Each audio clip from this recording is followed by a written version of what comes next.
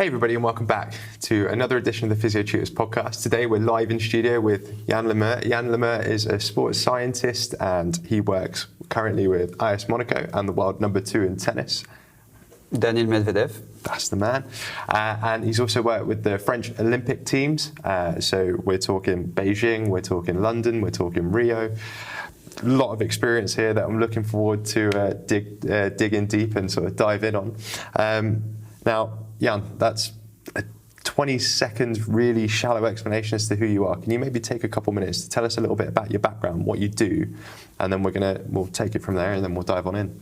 Yeah. First of all, I'm passionate by sports since I am very young.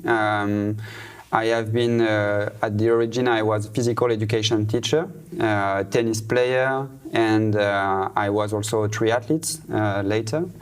I had a PhD in sports science. I have been working for 10 years at the French Institute of Sport by conducting research in sports science and also by providing advices to French Olympic Federation, preparing for different big events.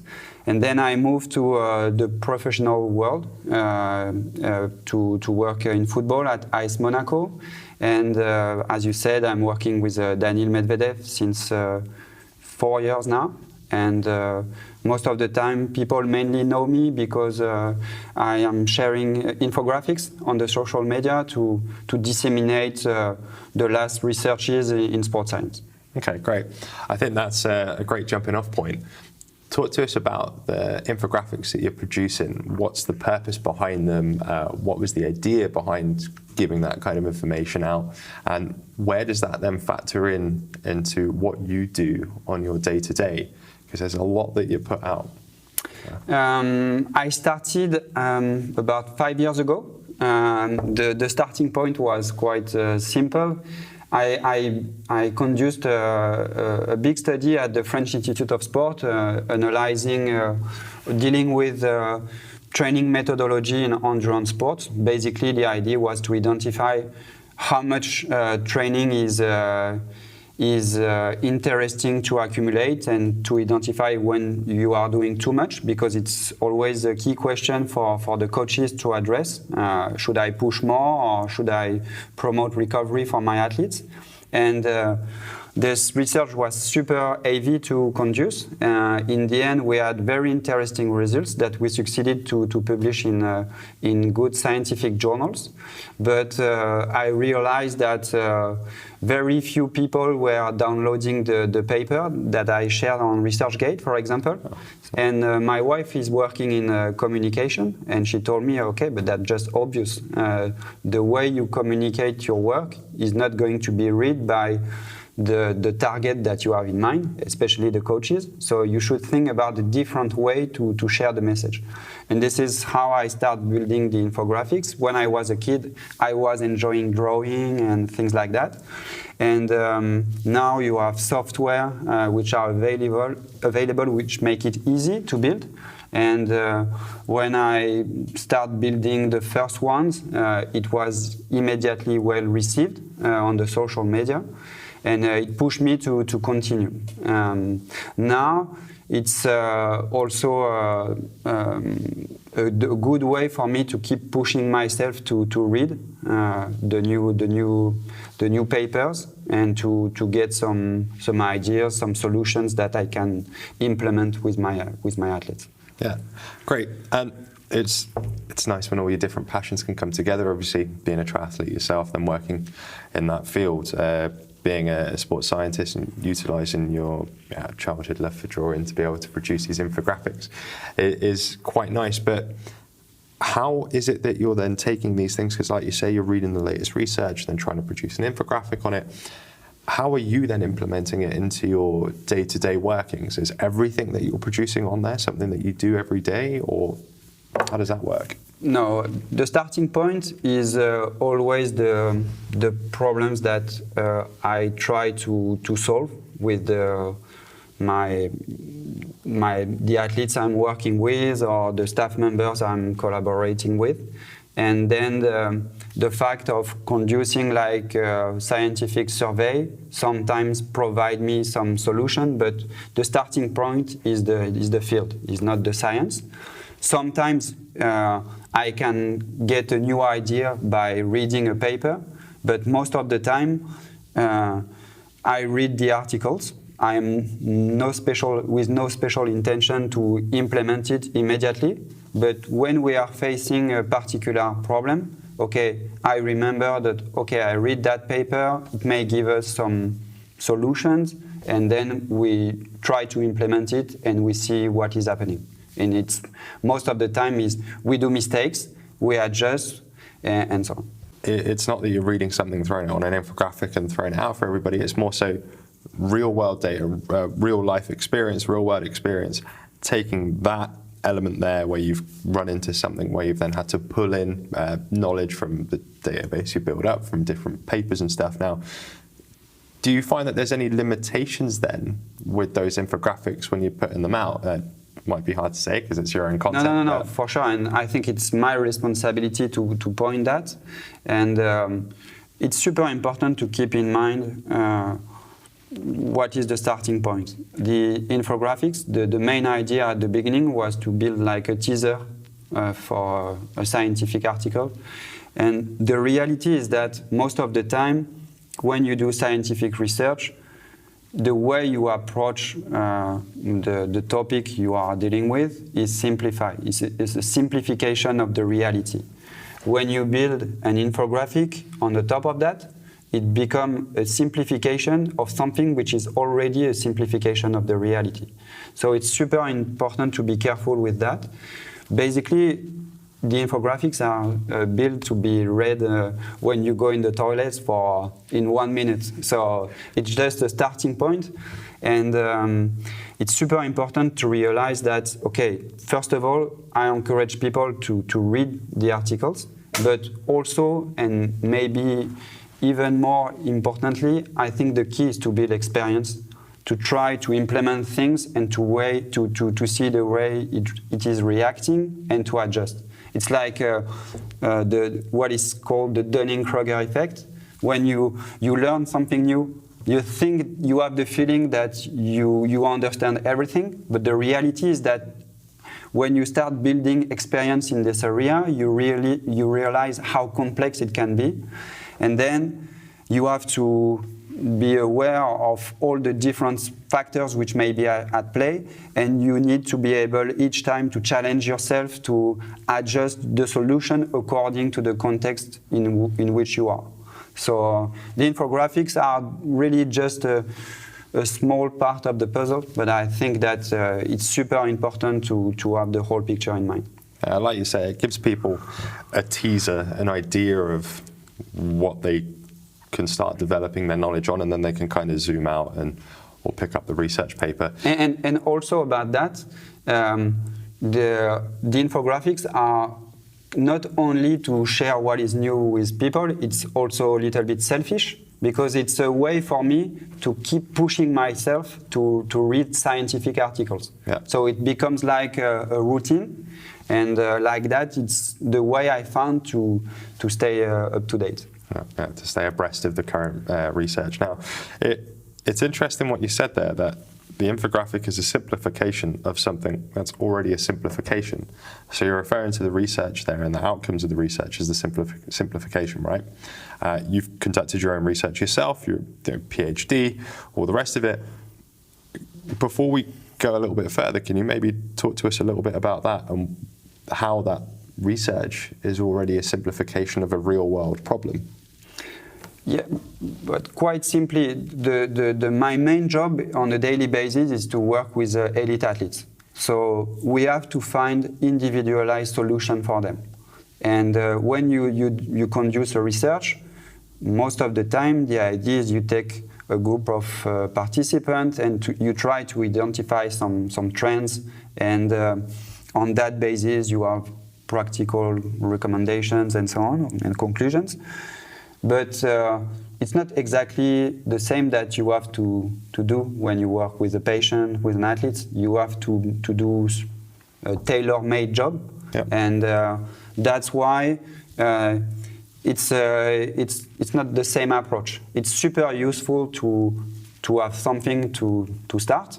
There is a place for everything, but you have to be aware that you will have to adjust the solution according to the people you have in front of you, according to the context, according to the resources that you have, and so on. Yeah, I suppose in a way a good allegory for that could be picking up a suit from a store and trying to give that to everybody. It's not a one-size-fits-all approach. When you're working in the elite athlete population, that same suit that you got off the rail is probably not going to fit them quite so well. So you need to get it tailor-made. You need to get it adjusted. Maybe you take the leg in or out, just to give people a little bit more of a tangible idea of what you mean there. Can you maybe give us some real-world examples of where you've had to do that, be that with your Olympic athletes, be that with the guys at Monaco, or be that with Daniil Medvedev? Yes, for example, with if I take an example with Daniil, we try in the staff to take benefit of the experience I built in team sport to optimize the way we train Daniil. Especially, for example, the way we build situation during the training session, which are reproducing the most demanding aspects of the matches, of the tournaments, and so on. And for example, we use some technology which are very common to use in team sport, like for example GPS, but it's just a starting point. And when you implement that in the context of Daniil, in a different sport and so on, you have to challenge yourself not to reproduce, to duplicate exactly the same approach. You have to adjust the variables you are going to take into account. You have to take into consideration that it may not be exactly the same to track the activity of the player when it's in such a small area when compared to a football pitch, and so on. So basically it's always about, okay, you have some principles, some skills that you develop. You can be in the same sport, but you will have to adjust according to the profile of the athletes. It can be in a different sport and so on. So yes, the idea is always to adjust, and sometimes it can be adjusted on a daily basis, just regarding the way your athlete is responding on that day, and you will have to change the plan and to adjust the exercise and so on. So it's a lot about, I think, challenging yourself. Be aware of your own bias. Sometimes we want to duplicate exactly the same thing, or from one study to a context with an athlete, or from an experience that we built in the past in another athlete, or in another sport with another in another situation. And I think you have always to demonstrate humility and to push yourself and to find solutions, to adjust, to be as close as possible to the specific needs of your athletes.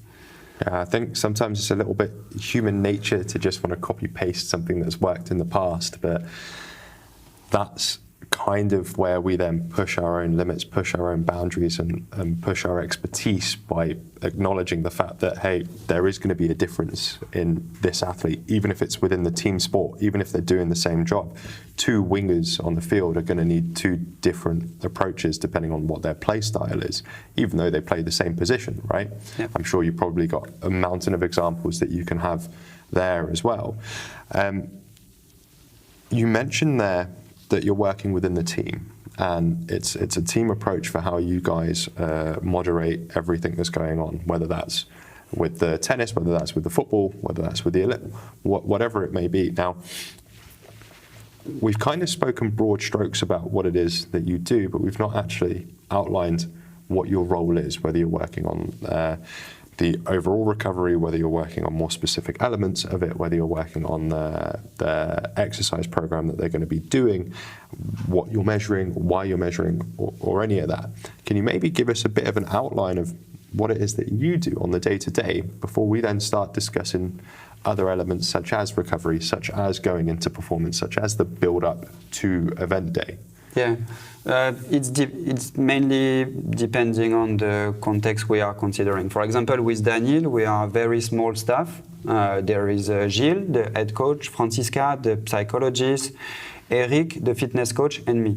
So my job is mainly to discuss about everything related to training periodization, about the way to prepare Daniil for the most demanding scenario that he may face during the season, especially when the aim is to win a Grand Slam tournament.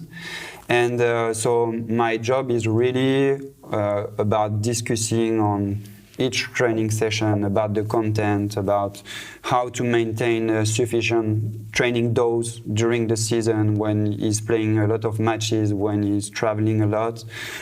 It's about managing the recovery. It's about providing some nutritional tips depending on where he is and the situation in which we are.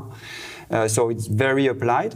In Monaco, my job is a little bit different. The staff is bigger, so it's a real challenge to when you have many people in the staff to align everybody and to everybody to go in the same direction. And my role here is mainly to help the club at building, consolidating like a training methodology to ensure that with time we keep improving the way we work and we are not breaking things, rebuilding, restarting from zero and so on. So I would say that, for example, with Daniil, my role is very, very, very applied. And in the club, it's mainly closer to management aspects, aiming at, creating alignment between the staff members. So it's a lot about respecting the ideas of people, learning from their skill, making them feel part of a common culture, building a common solution all together, and trying to deliver it on a daily basis and to be able to adjust it also when in different contexts, and keep learning and building like a culture over time. Okay. It's almost like the difference between working in a startup company and then working in a big giant company. Your role is more diverse in the smaller team, and then in the larger team there are, like you mentioned, more managerial aspects almost. What are your key elements or key principles that you take across? Because regardless of what situation you're going to be in, regardless of the size of the team, the key principles of what you're doing are going to be staying more or less the same, right? In the end, it's always the same. It's about influencing the decision that people will take. It can be the athletes, it can be the staff members. And so it's a lot about ensuring that every single decision we are going to take are going to be aligned with the performance project. In the benefit of the player, of the team. Exactly. That's a bit more broad strokes, but I mean, your principles when it comes to the application of your knowledge and your background in terms of sports science application to recovery, periodization, all these different elements in someone's training program. I think the key is not to work in silos, and even you are, the sports scientist guy, you always have to respect the point of view of all the other staff members. Yeah. Since everything is connected, we can talk about training, recovery, and so on. There are always, if we take, for example, recovery, it can be the psychologist can say something about the way the athletes is feeling at the moment, any information about his situation outside the club, and so on. The fitness coach is super important in this area because the way you recover is mainly dictated by your physical fitness. The dietitian can say something because nutrition is a pillar of recovery. The coach is absolutely key element to consider because he will decide of the training content, of the workload, and so on. So everybody has to say something. And if you do not start by hearing what the other have in mind, you already create a problem, because you will not get the buy-in of all the key stakeholders. So the key principle, I would say, is each time you want to address a topic, even if you have the feeling that you have something to say, take it easy and start by asking the other what they have in mind. Try to build the solution all together. And this is basically, I think, the best way to create a culture. Because like that, if the solution is shared, as I said initially, it's about influencing decision. And if you do it collectively, you will be much stronger than if you work in silos and if someone is saying that and another person is saying something differently. So it's super important, especially also to make the athletes perceive that, okay, there is like a clear unity inside the staff. Yeah, okay. So I think this point is super important, and it's also super important to include the athletes in that kind of thing. And that's why I think, for example, this is a thing we are building with Daniil. It's super important to involve the athletes in the building of his project and to discuss about the main directions that we can take to ensure that it's clear in his mind. Maybe he has some suggestions to do, and at least it's going to give sense to the work which is delivered on the daily basis. So the starting point is respecting people and ensuring that everyone has a space to express himself, and then to keep consistency in the way you manage that. And so it's quite simple, but honestly, on a daily basis, it's already a huge challenge to fight against the biases you may bring the way you interact in the staff. Okay, interesting. I think one of the things that you mentioned there of bringing in the athlete into their decision-making process is super important, as it doesn't matter what sport you're working in. If you're not listening and hearing out your athlete, you could have the best training program developed ever in the world or the best methodology developed ever in the world. But if you just copy-paste that, like we said earlier, it might not take hold. It might not be what that athlete needs or wants. They might not respond well to that style, that methodology. What would you say then is your methodology in the things that you are implementing and the things that you are directly responsible for yourself? For the athletes, regarding the communication with the athletes? Not just for not the communication aspect, but more so in their training aspect. The key is the starting point, I think, an easy starting point on which everybody is going to agree is preparing for the competition, especially preparing for the most demanding scenarios of the competition. If you put that on the table, you can be sure that everybody is going to have something to say, the coach, all the staff members, the athletes. Everybody will be interested by that. So I think that's the key starting point. What do you want to achieve, and what may be the most demanding scenario related to that? And then, if it's about training, for example, it's about discussing of the point of view of everybody regarding what is needed to achieve that. And from there, you will identify some areas, but all of them will start from what you want to prepare. And I think it's super important to have the athletes part of that moment, because in the end, the reality is that the performance is going to be achieved by the athletes. And as human, we need to understand things to give 100% on a daily basis. You are not a robot. If you don't understand why you are doing things, maybe you will do them, but you are not going to put everything you can to achieve that, because if there is no sense, it's just logical that you feel a little bit lost, and it's going to affect the quality of training. So I think the starting point is really here, and it's a lot about briefing, debriefing around the training, after the big tournaments, at the end of the season. And it's always about, okay, what is the performance project? What are we preparing? Where did we get some interesting thing? Which were the low signals which show us that we were not in the good direction or that we were not ready for this kind of situation? And you learn like that by doing a lot of mistakes, but that's step by step the way to consolidate like a common culture, not only inside the staff, but also with the athletes. Never forget the athletes, I think. Great. Sometimes it's a little bit harder. For example, if you do it in team sport, it's not easy to bring all the players together.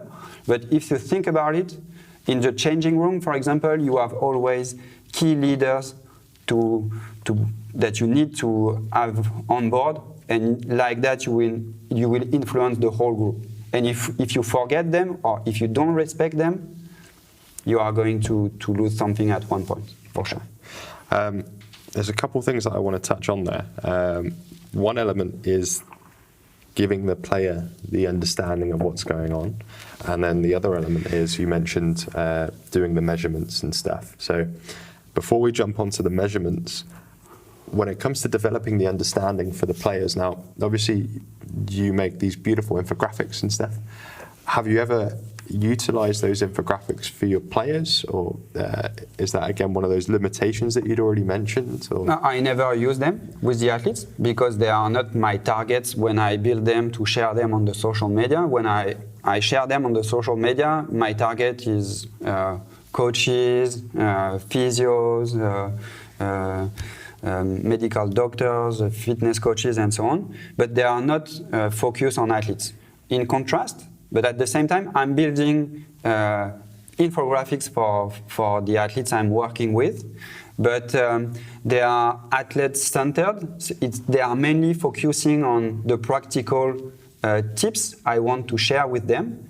And if they want to discuss, if they want more explanation and so on, I explain it, but orally. But it's a format that I am using, but not the same than the one I share when I want to highlight a new study. And most of the time, I'm never speaking like that to an athlete. I'm not going to say, okay, this research show that. They don't care about it. Yeah. So, yeah, I'm using infographics, but not the same format. Okay. And then coming on to the measurements that you're taking to look at and see where athletes are in their performance, be it team sport with regular matches or games, or be it tennis or Olympics, or tennis is also more often, or Olympics where they're training for set dates. What are you measuring? Why are you measuring it? And what impacts can you see with those values? As I said at the beginning, I built my experience at the French Institute of Sport by starting working with endurance sports. So I did my PhD with the French triathlon team. Then I start working with mountain bike cycling, with modern pentathlon, with open water swimming. In all these sports, you are pushing a lot during the training because the biggest part of the season can be dedicated to the preparation. In contrast, when you move to a sport like tennis or football, for example, you have matches all the time. And it is inducing a lot of barriers in terms of training consistency. And I think that the key in this kind of sport is not to take it as good excuses not to train. Because if you start doing that, you prepare to lose. So the key is to keep consistency and to take each opportunity to train. And for that, you need to be super solid regarding the way you monitor your workload. And also, of course, the way your athletes are responding to the workload. But the key is to be super consistent. And it's not because you are traveling. It's not because the next day is coming soon. The next match is coming soon and so on, that you should not train. There are always a solution. and it has to be super individualized, including in team sport. And for that reason, regarding we are collecting some classic data. The first point is, okay, try to build the closest relationship you can with the athletes, because if you have a very strong relationship, just by discussing, you can get the biggest part of the information you need to adjust the workload. So that's the main foundation, discussing, trying to get all the information that you can get. And sometimes it's not you directly, but it can be a colleague. If a physio is close to a player, he can get a lot of information regarding the way he feels. And at the same time, it's important to objectively monitor the workload. So now we have more and more tools like GPS, for example, which can help you to get a good idea of what is happening on the pitch. Everything is not perfect, but for me it's super useful tools, and also simple thing, for example, to track the work which is done in the gym, which kind of exercise, the load, the series, repetition, and so on. And the key most of the time is to get like a longitudinal view with everything on the same dashboard, and you can see if you succeed to keep consistency. And because, as I said, when you are in sport like tennis or in football, there is always something which is likely to break the training continuity, and if you don't fight against it, and if you don't find solution, you are not going to be ready when you will play the key moments of the season. Yeah. So it's super simple, but the key is about making sure that you track all the key things that you want to secure in your training, and push yourself to find solution to keep the consistency, even if it's super hard to find windows to train. Okay. Something there that you said sort of near the beginning was it's not just about your contact with the athlete, but it's about something that maybe one of your colleagues has picked up from the athlete as well. Because that's, especially when you're working in a multidisciplinary team, is something that I've noticed as well, is your relationship with an athlete might be different to somebody else's. Someone might be more comfortable with you than they will the doctor. Someone might be more comfortable with you than they will the physio, or the other way around, what it might be. And that's also very important, because no man is an island, so to speak, and the information that we get isn't the be-all and end-all, and there's going to be more information out there. So I think that's very important to highlight. Working in an NDT team, take advantage of the fact that there's going to be more ears around to pick things up. But more importantly, coming on to elements of measuring the output that the players are doing, whether that's in the training room or on the field, is there ever a fear of overtraining and overshooting? How are you then balancing that? So if we take a football team, in the space of 7 days, they can have 3 to 4 matches. If they're Champions League or whatever, they might be playing Wednesday and 1 week, Tuesday the next week. Then they've got their 2 games on the same weekends and everything. So how are you then ensuring that you're not hitting that overtraining barrier? Or overreaching? First of all, I think that the main problem is most of the time is not overtraining, is not training enough. When you have a player who is playing games 2 times a week, that's perfect. That's the best training you can have. So of course you need to be aware the way they are responding, and you need to rotate the team when necessary. But most of the time, it's a top opportunity to train hard and to be ready for the most demanding scenarios of the season. The biggest challenge is to keep the workload for the players who are not accumulating games. And for that, you need a very good strategy, especially when you play 2 times a week, because each time when the match is finished, you have to be ready for the next one. And so you have to make sure that the training that you are going to compensate because you did not play the game is not going to affect the freshness of the player. But it's super important to find solution to address that problem. So I would say that the starting point in this kind of sport, I think, is not overtraining. It's mainly about the difficulty to accumulate enough load when the player doesn't get enough playing time. And in tennis, that's the same. For example, if you want to win a Grand Slam, most of the time you need to be able to win easily the first rounds. But at the same time, if you play 2 hours each 48 hours, you are not going to be ready to play against the top guys 2 weeks later. So you have to be able to add some loads to keep your physical fitness, to be ready for this kind of thing.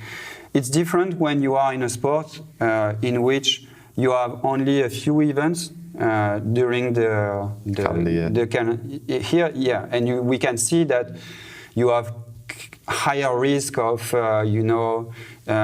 overuse injuries, overreaching, and things like that. So I think it's a lot dictated by the competitive calendar and the ratio that you have between preparation periods and competitive periods. So depending on that, you may have more risk of doing too much or more risk of doing not enough. And regarding the way to manage that, I think it's a lot about common sense. It's about knowing your athletes. So you need to accumulate experience with your athletes to understand the way you respond to workload.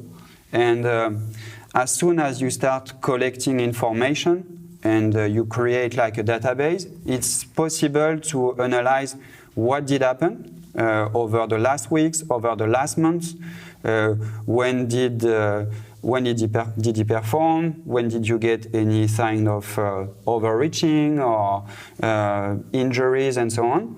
It's not about trying always to explain everything by analyzing the workload, but it's just about, okay, is there like a signature, a typical way, and with time you accumulate experience with the athletes and you learn how to detect the early signals which are showing you that you are not pushing enough or that you are asking too much. So it's about, once again, consistency, and for that it's super important to collect data, because it's not true that just by discussing with your athletes you can know how to optimize the load. It's impossible, especially if you are in team sport, for example, to be able to describe the workload dynamic for a given athlete over the last month. Or even if you are in individual sport, you can just have a vague idea of the workload variation during the season, but it's going to be super imprecise. So I think that's the reason why it's super important not to, oppose these two aspects. The communication with the athletes is super important, but at the same time, collecting data, including subjective data, super basic information, is also extremely useful to learn and to adjust your training plan. It's interesting what you did there when you were talking about developing the indication of, or the ability to see it within the player. And you were rubbing your fingers, and it's something that I say in physiotherapy a lot when I'm talking with my interns or with students that have questions. Some things, it is just a case of developing instinct. It's in your hands, it's in your fingers, whatever it might be.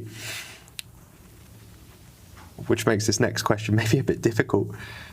What are some of the indicators that you look out for in your athletes? Be that the objective data, or just be that in the way they're carrying themselves? Because obviously, you know these guys and you develop a relationship with these guys over time. I know for me, working in the physio clinic, if I'm seeing someone post-op and I'm seeing them for weeks and months at a time, I can get a feeling for how they're feeling that day when they walk in the room, whether how their posture is or whatever, or if they've had a bad night's sleep, or if they've had an argument with their girlfriend or their boyfriend, whatever it might be. And then I can think to myself on the spot, hey, maybe I need to adjust today so that I don't work them too hard or put them in the ground a bit. What is it that you're looking for or that you're keeping an awareness of when you're working with these people? It's depending on the way I work with them.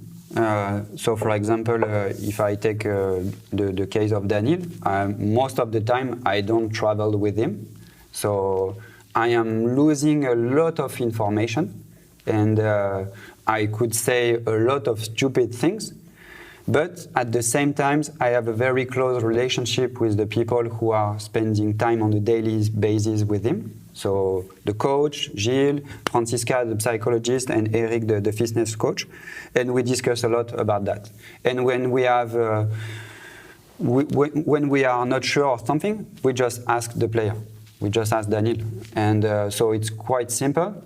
And in contrast, when you are on a daily basis in a club, for example, as you say, it's about body language, about the personality of the player, and you need time with people to build that and to know them. So it's a lot about observing people. It's a lot about empathy, and so it's very basic. But once again, I think this is one of the key things to build, because everything related to performance, basically, it's like it's human adventure. You have to create an environment which is going to support the performance of one person. And so once again, it's a lot about the connection between the people. It looks obvious, but to do it correctly on a daily basis, it's challenging. Okay. What are then the objective points that you're looking at? Are you looking, so you've already mentioned GPS data. Are you looking then at heart rate variability or other objective measurements that you're going to say, hey, okay, we're hitting this point in their training?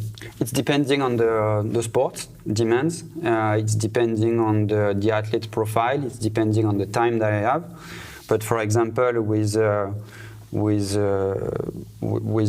Daniil, it's a lot about subjective markers, but sometimes it can just be a message on WhatsApp. It's not necessarily filling a questionnaire.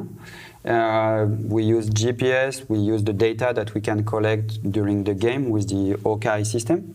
And we are not, for example, using heart rate variability, because I think that I would use this kind of tool mainly for endurance sports. And with Daniil, with tennis, this kind of sport, the main challenge is to track the neuromuscular response. This is the main thing that we try to take into consideration. How are you doing that? It's about, for example, if you can evaluate how many high-intensity accelerations, deceleration you get during the session on the court, or when you have a clear idea about the work which has been achieved in the gym, you know that you collect information which are related to this area. And for heart rate variability, for example, I know that this kind of protocol would not fit with the personality of the player. So maybe with another, why not? But I would, for example, mainly use it with an endurance athlete who is,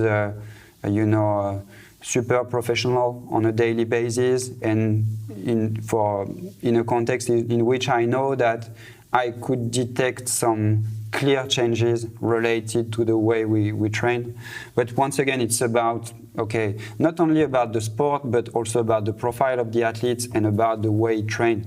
And for endurance sport, yes, this kind of thing I would mainly use. So the starting point, I would say, is analyze and including, for example, the way we monitor the perceptual aspects. When it's individual sport, the first thing I do is that, I explain to the athletes, I need a few feedback on some specific point regarding, for example, muscle soreness. For me, I need this information to get an idea of the way you respond to the load.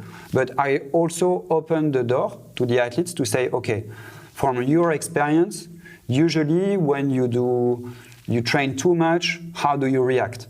Do you feel, do you lose your motivation? You are anxious, you are aggressive, and depending on that, we decide which items we are going to track, you see?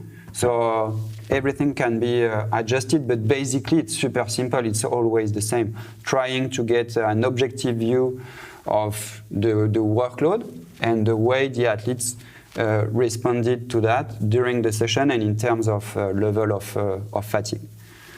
Okay. And trying also to get some information, sometime by doing some specific testing to see the way your fitness is evolving with time. Okay. And then we've sort of gone over in broad strokes the build-up to game day. What about when you're in game day? What are the important things for you to keep an eye on in your players, whether it's in a team sport, maybe it's someone returning from injury, do you have to watch certain aspects? Or if it's someone who you have a big game coming up, how are you going to adjust to maintain them in that maybe smaller game? Or if it's with Daniil, how are you then going to maintain the fact that they can perform at peak performance every time if they're playing every couple of days? On match day, I think that everything that the work has been done. If it's not the case, it's too late. So I think the main thing on which you can act is about the level of confidence of your athletes. So my intervention will be mainly related to the thing I feel that could give an extra confidence to the player, to make him feel strong, ready, and so on. So depending on the context, it may be I'm going to give you an extra tips for recovery or warm-up. We are going to introduce something different, but it may also depend on the athlete personality, because sometimes they dislike to do something new in this kind of context. So you have to adjust according to the personality once again. And after the game, especially if you are in a sport in which, as I said, you are competing a lot, I think the key is always to keep in mind that the way you recover is mainly determined by your physical fitness. And so that's why it's super important to be aware that when you did not push a lot during the game, you need more work. So you have to train. You have to train, and sometimes you see it on the tour. You see players who are on the court 1 hour after the end of their match, because they do not play for a long period of time, and they know that if they just do that, it will not be enough, and they will not be ready for the big games. Next games. Yeah. So it's not about protecting the player. I think most of the time the solution is once again to take each opportunity to train. And that must be, I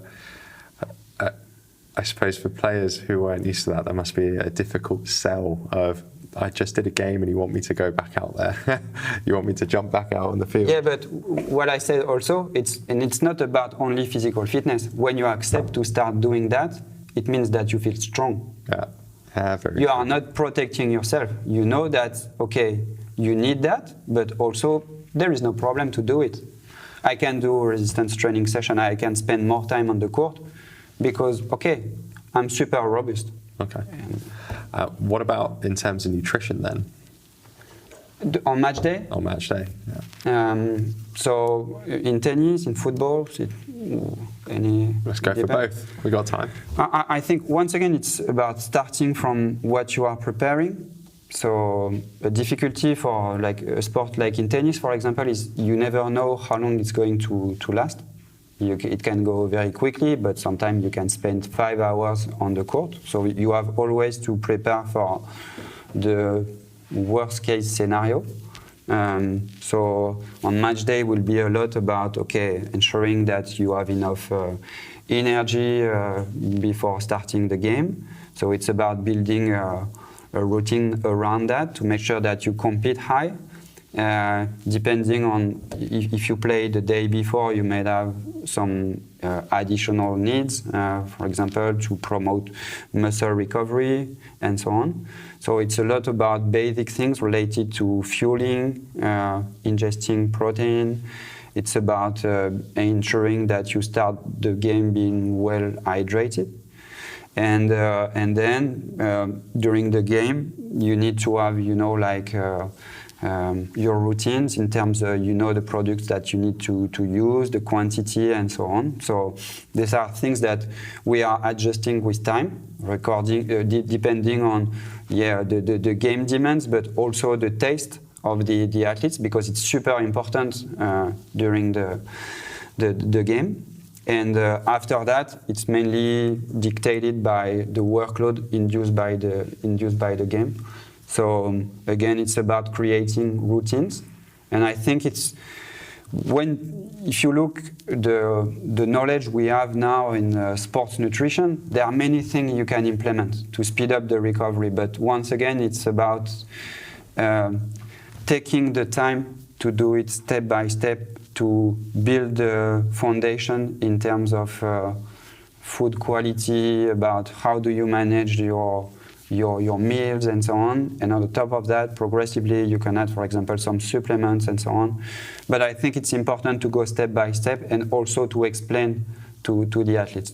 And once again, I think it's also important to introduce things with the big picture in mind. If you start making the athletes feeling that everything about recovery is what you do after the game, I think you go wrong. Once again, I think that most of the time the solution is about the way you train. So if you talk about recovery with an athlete, I think it's super important to explain them the way you recover after the game is dictated by how did you train before to prepare for the competition. You can do everything you want after the game. If you are not physically fit, you will struggle to be ready for the next game. In contrast, if you work hard before, work hard and smart, it can make sense to adjust your recovery strategy, but keep in mind the big picture, I would say. Okay, that two things there. The fact that the workload going into it is super important for how the recovery happens. Working hard and smart, and then also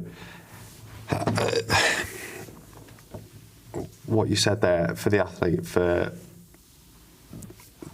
everyone thinks that it's just the after part that's important. Can you expand for us just why your fitness going into that is so important, and then maybe can you touch on after that what elements like sleep, elements like nutrition, elements like stress, where they then factor into it as well, because they're still important factors. For sure. And they're finally getting a little bit more airtime, I think, but they're not the be-all and end-all, right? Yeah.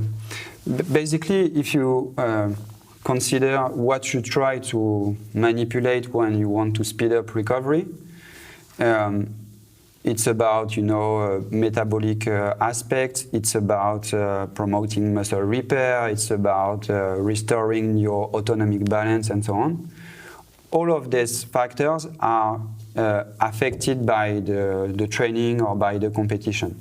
So the starting point is, instead of only modifying the recovery kinetic, try to manipulate the level of disturbances induced by the game. And to do that, many researches have shown that if you are well trained, your capacity to promote glycogen resynthesis is higher. The level of muscle damages that you are accumulating is reduced when you are physically trained.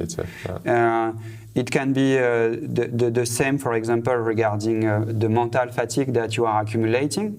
If you are faced to demanding scenario during the training periods, when you are facing something challenging during the competition, it's part of your habits. It's not something super different. So it's super simple. Instead of finding, how do we say, prevention is better than the cure. Yeah. And that's basically the same thing. Train hard, and if the hardest is the training part, when the competition is going to happen, it's going to be the cherry on the cake, the easiest part of the season. Okay. We'll come on to those other aspects of recovery in a minute there, but you mentioned training hard, and one of the other things you mentioned not 3 minutes ago was training smart. What's the difference between these two things? It's about making sure that the variation in your workload can be well tolerated by your athletes. As you know, if you push too much, you can create problems, overreaching or muscle damages, excessive muscle damages, and so on. So it's a balance to find, and we know that there is like an inertia of the body regarding the way he is adapting to the load. So once again, it's just old principle of training, but they are true, and it's super simple to track that as soon as you start collecting objective information to monitor your workload. Okay, so a simple, if it ain't broke, don't fix it. Those old training principles still stand. Now, where then in training does sport-specific training factor in, and how much attention does that get? And then where does general training come in, whether that's cardio, strength and conditioning, what have you? We do, if possible, we do everything integrated, as long as we consider that the training stress is high enough. So basically, if you can do it on the court, on the pitch, it's better, because you are respecting the complexity of the sport in which you are practicing. But sometimes, if we have the feeling that we don't have the opportunity to really create situations on the pitch which are targeting what we want to do, or if we think that we have a more efficient way to do it, we will do some training outside the pitch or outside the court. So. The starting point is here. And for example, what could I say? If you have some, specific injury problems, we know that it can be easier to control the kind of training stress you want to put specifically on some muscle groups, for example, and it's much easier to do that and to control that and to ensure that you will have the load that you are expecting if you do it in the gym, for example, than if you do it on the pitch or on the court. And sometimes also it's a good way to break the monotony. For example, if you want to improve your acceleration capacity, if you can work, for example, with a resisted sprint, with a sled or things like that, it can be also a way to modify the kind of stress you are going to put on the athletes, and you may get some extra adaptations. Okay. Yeah, nice. And then if we then move forward onto those different aspects of recovery, then how integral are they or aren't they? And then where are you factoring those in? So be that sleep, be that nutrition. So once the job has been done in terms of preparation of the competition, then for sure there are many things that you can implement to optimize the recovery.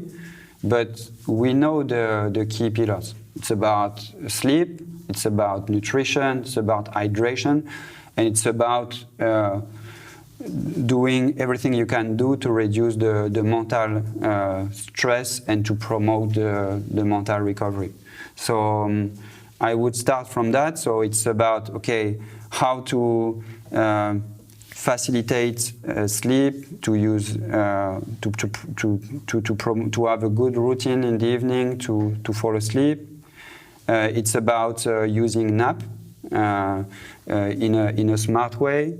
It's about knowing which kind of foods may be useful for you, which kind of supplement may have an extra interest in this kind of environment. Hydration is the same. It's about knowing what you need to get in your drink to promote rehydration, and about everything related to more psychological aspects. It's a lot related to the player personality, who is traveling with him, and so on, and identifying which sources of connection between people may be useful and which one may interfere with your capacity to recover. And when this kind of thing is controlled, you can have additional consideration regarding other recovery modalities like cold bath, massage, compression garments, and so on. But once again, it's about being clear on the key priorities and do not start paying too much attention to the temperature of the cold bath if you do not secure the food that you have during your meal, or if you do not ensure that you sleep correctly after the game. How much do you guys utilize those other modalities like cold baths or massage or what have you?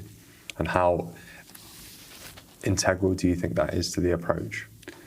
In most professional sports, it's easy to get access to this kind of facilities, so we use them all the time. But once again, it's about building like a protocol in which the player can make some adjustment regarding to his preferences, because it's super important to consider. And but at the same time, it's explained that there are a few different things which cannot be negotiated. For example, there are many things that you can do to attenuate your muscle soreness, and so you can give some choices to the athletes regarding which strategy he prefers. But there are a few things that you cannot negotiate, so about sleep, about nutrition, and so on. So they are part of the plan, but here they have more freedom to select, the strategy that they prefer, and so on. So I'm not going to force a player who hates a cold bath to take a cold bath, but we will discuss with him about the other possibilities that can get an effect on what we try to manipulate. But it will be no negotiation regarding, the importance of sleep or nutrition, for example. Okay. And what sort of tips would you say, or what kind of takeaways could the amateur athlete then take from this into their own training methods? What would you say if you were to pick 3 things, which might be narrowing it down a little bit too much, for the amateur athlete to pay more attention to into their training when it's coming up to their own personal game days, when it's coming up to their own competition time? I think the starting point is, once again, the same, is if you want to improve your recovery, pay attention to the way you train, and pay attention to the workload you put on yourself and how you can optimize it. With the amateur athletes, a lot of things can be also related to the professional life, for example. So it's important to get the whole picture. And regarding the different pillars I identify, for example, do you train enough or not? About nutrition, about sleep, for example, and about all the factors which are creating stress on your daily life. Try to identify in which area you may be experiencing some difficulties. Yeah. And depending on that, you will quickly identify where you should make some improvement in priority. I will start like that. And if it's sleep, okay, it's difficult to summarize it in 2 minutes now, but there are many different things which may be useful to help someone to improve his sleep quality and quantity. But once again, it's complex topic, so the solutions for you may not be the same than for me, for example. So once again, it's always the same. Start with identifying the priorities, and each topic is complex, so have a short discussion or a self-introspection to identify where are your weaknesses, and many times you know it. You just need to take the time to think about it and to build a plan, and then to be consistent at implementing your plan. But basically, I would say training, sleep, nutrition, and everything what is related to sources of stress, psychological stress. Would you say that they're your main pillars as well, in regardless of what team that you're working with, whether it's a big old MDT team with players of 15 plus numbers of them, or if you're working in a more smaller, tight-knit unit? Most of the time, I think that we think too much that when it's about elite sport, it's about doing sophisticated things. And this is clearly not my point of view. I think the key, if you want to achieve high performance, is to be super robust regarding the way you manipulate the basics, the kind of thing I just mentioned earlier. And the reality is that when you are in a professional environment, you have a lot of additional resources, but you have also a lot of additional barriers, which sometimes put some distance with these basics. It's about the medias, it's about the travel, it's about everything related to the sponsors. All of that puts some risk at creating some additional stress, removing some time for training, disturbing sleep or the way you can eat and so on. So the basics remain the same, and you have to be super consistent regarding the way you are going to protect them, because there is usually no way to improve your performance level if you do not train well, if you do not feel comfortable in your daily life, and if you do not respect your needs in terms of nutrition and sleep. So I think it's always the same basics, but depending on the context, the challenges addressed to the different points may be slightly or clearly different, but it's the same thing to manage in the end. And once again, it's not because you have more resources in elite sport that it's easier to manage. And sometimes people think that this aspect are perfectly managed, but the reality is not super challenging to deal with that. Yeah, to keep your finger on the pulse of all those different plates as they're spinning. And what would you say have been your biggest learning moments, the mistakes that you've taken the most out of when looking back at them?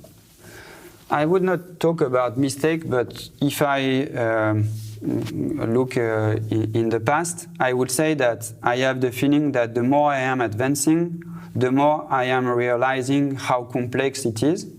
And at the beginning, I was really focused on learning getting new knowledge in sports science, a lot about, the hard skills. And the more I am advancing and the more I am spending time with athletes, with staff, the more I realize that you need to get the whole picture, and the key is your capacity to work with the athletes and to work with the staff. And the more people you have to involve in the performance project, the harder it is. And so it's a lot about how do you create trust, how do you align people around the same project, how do you challenge it?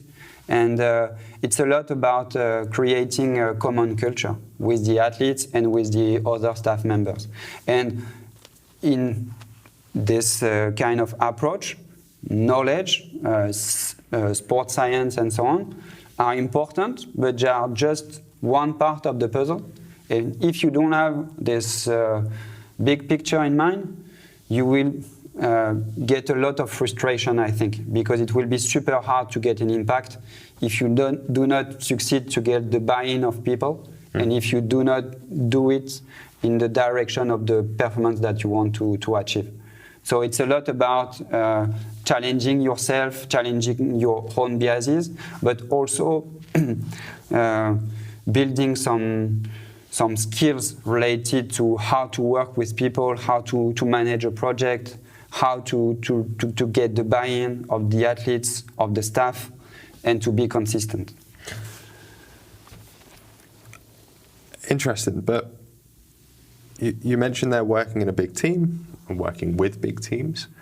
How are you then going to individualize an approach if you're working with a team of 20 plus people? And I mean the individual approach for each player rather than within the MDT team.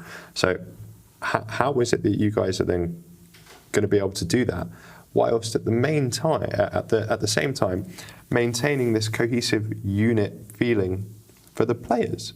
Because if we look at an old Tottenham player, Ledley King, I think his name was, he could essentially only ever play one game a week. And if he ever did anything more than that, 99% of the time, he'd unfortunately get injured. He was a big name for the team, a big element in their dressing room. And they then had to identify and address how they were going to train him separately to the rest of the team. Now, I'm not a Tottenham fan, nor do I know anything about their dressing room, and this was also over a decade ago, right? But I can imagine when you have that situation with players where, I'm not saying that you've got players that get injured every week if they play 2 times, but where they have those individual needs, how is it possible to individualize it and maintain the team environment? The starting point is that you do not necessarily start from the individual. The beginning is the collective training that you create, and sometimes you have to create subgroups. For example, for the player who are not accumulating a lot of playing time during the game. So you start from the team, but in some scenario you have some subgroups, and then you can get some individual consideration regarding the player needs. For example, in terms of physical qualities, work to achieve, or some aspect related to prevention. Basically, when you see how large the staff can be in a professional club, it's quite easy to have to share the responsibilities inside the staff, to say, okay, this physio, this fitness coach are dedicated at following more specifically this athlete, this athlete, this athlete.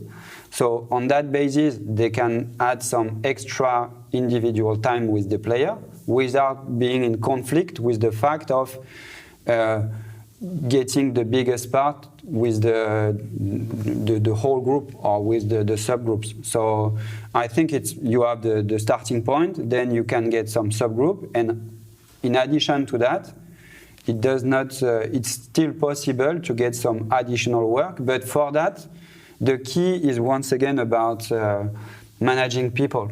You need to have clear responsibilities. You need to have clear routines in the club regarding the way to manage the additional work, to make sure that it fits with the training workload of the team and so on.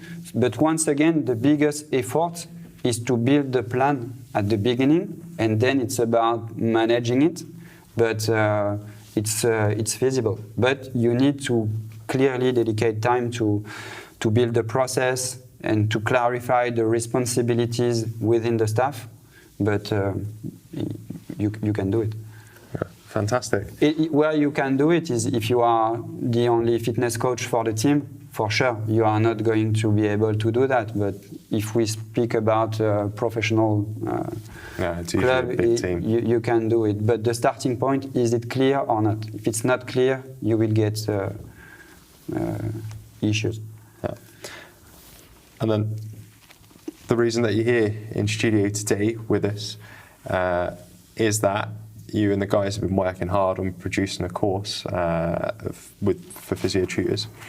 Can you maybe talk to us a bit about what exactly the course is, what things you guys are going over, and yeah.